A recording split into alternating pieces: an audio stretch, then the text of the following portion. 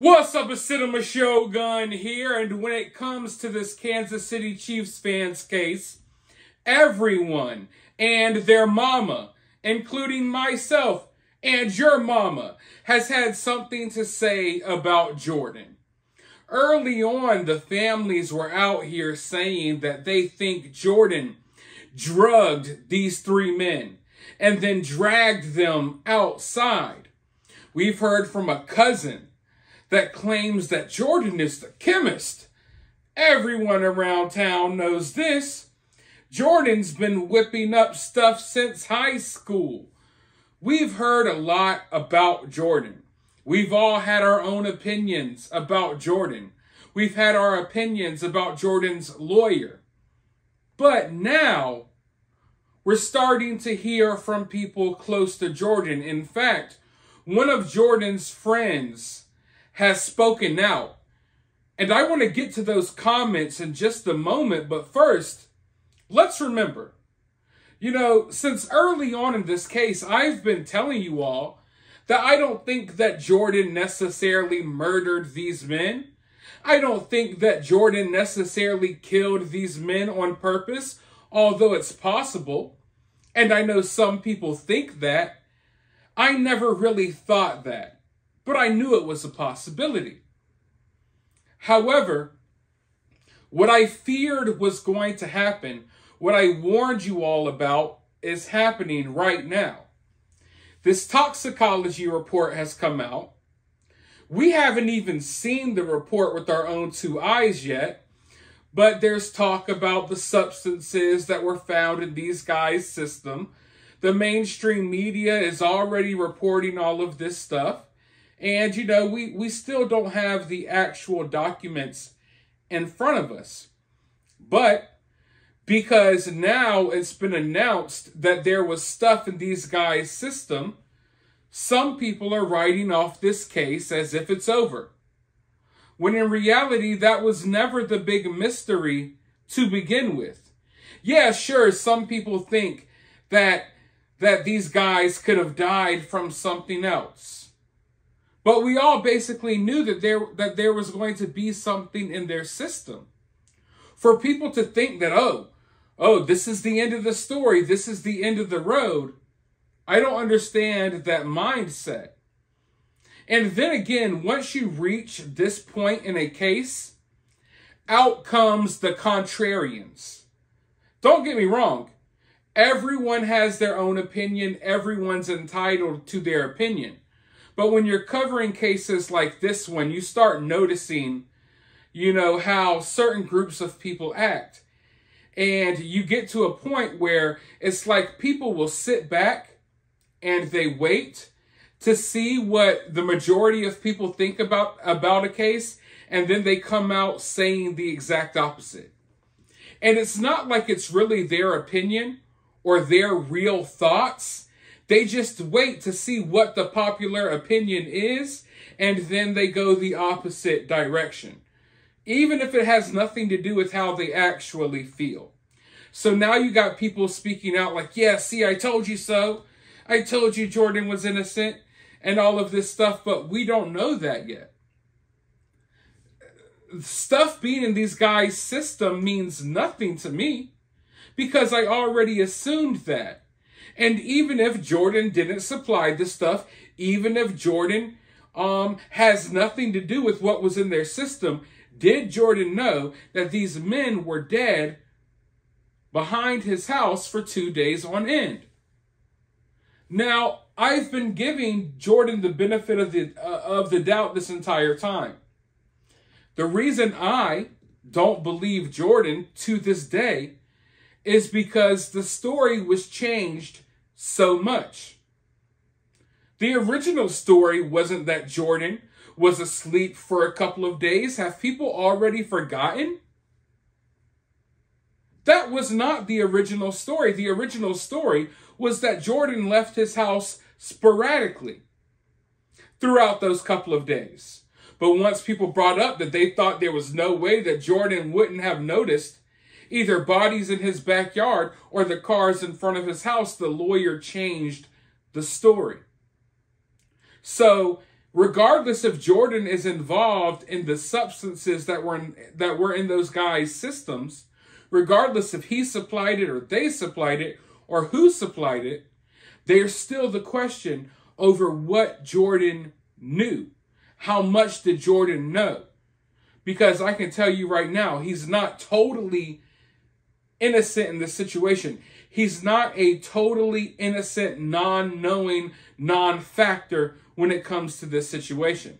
I'm not saying that he directly gave these guys anything or anything like that, but he's not just this clueless person that was there when all of this was going down.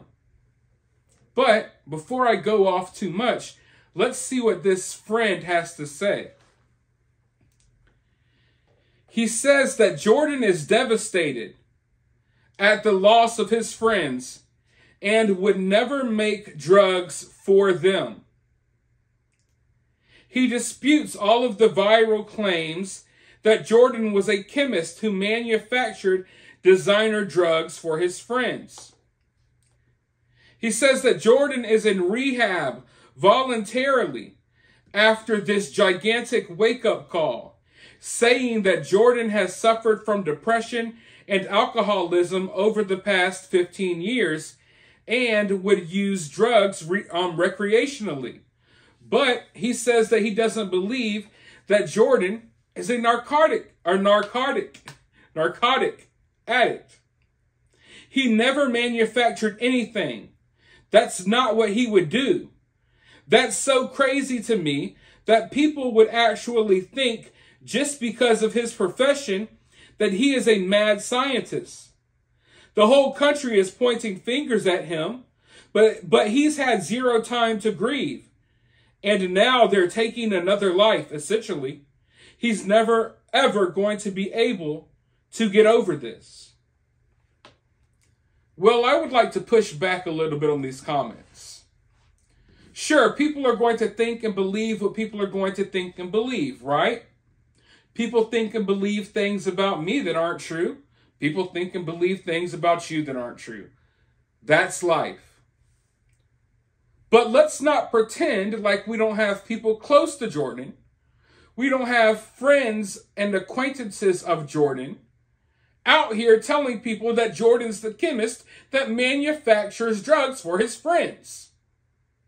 The whole country doesn't think this, for one. But the portion of the country that does think this, a lot of them don't think this for no reason. They think this because sources close to Jordan are all over the news saying this stuff. And people seem to lose sight of that. For some odd reason, people can't connect the dots. Like, oh, maybe the reason people are coming up with certain theories, and maybe the reason people think this or that, is because family members and friends have been saying this and that. Literally connect the dots. But I think that this story has taught some people an important lesson. A very important lesson.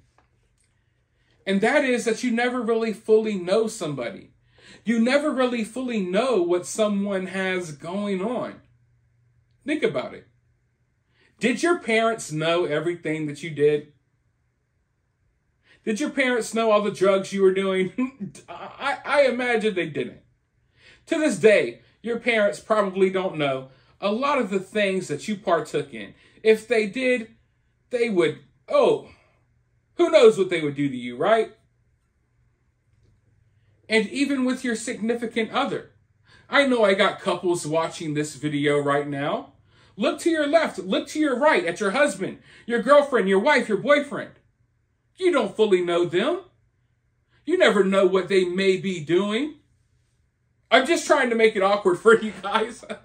Sorry for that awkward moment. I'm just kidding, guys. You know your loved one perfectly. Like the back of your hand, right? But I understand that Jordan's friend thinks that Jordan isn't capable of any of this. And maybe he's not. Maybe Jordan isn't doing any of this stuff. But what did this story teach us? The family members of the three men who died, never in their wildest dreams did they think that these guys died of something in their system, of ODing. None of them thought that these guys did drugs. None of them thought that these guys did this or did that. Until you find out that they did.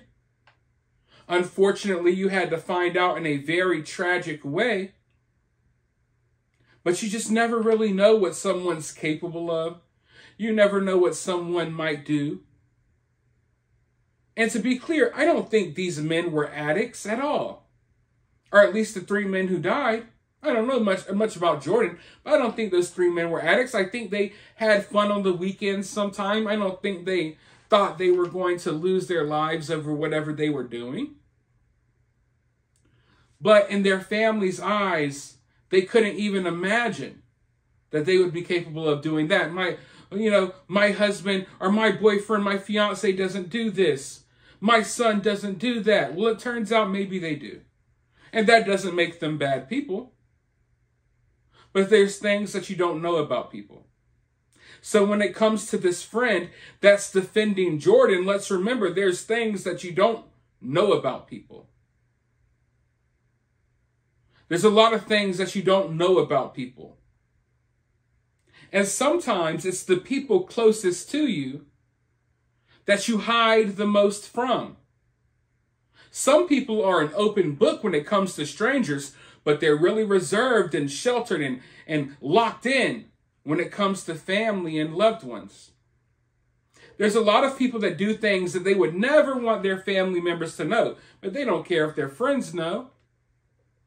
So this friend that's defending Jordan, maybe he's right, maybe he's wrong. But like I said, this story taught us a valuable lesson, a lesson that a lot of us have already learned, a lesson that a lot of us already know. But that's that you never fully know someone. So yes, I do think that Jordan could have been the chemist, whipping stuff up and selling it to his friends or giving it to his friends for a good time. And his friends and his other family may never know that that's the type of person that Jordan is. And let's be real. Knowing what we know now, even if Jordan wasn't doing that, let's not pretend like Jordan wasn't living a double life. Jordan is a award-winning freaking scientist that works on vaccines. He's working on the cure for HIV. Yet on the weekends, he's partying, doing drugs with his friends. So we already know he's capable of that double lifestyle. So there's no telling what he could have done. There's no telling what he was involved in. And to be clear, I'm not saying he was involved in anything or did anything. I'm just saying that we don't know. And it doesn't matter what friends or family has to say, because you never fully know someone and what they may be doing. But for right now, let me know your thoughts about this down in the comments below. While you're down there, if you're feeling generous, you can donate to the channel via CashApp. I'll have my CashApp in the pinned comment. You could also donate via Super Thanks or for free. You could help the channel by sharing, liking, subscribing, and all of that good stuff. But with that being said, I'll talk to you all very soon in the next one.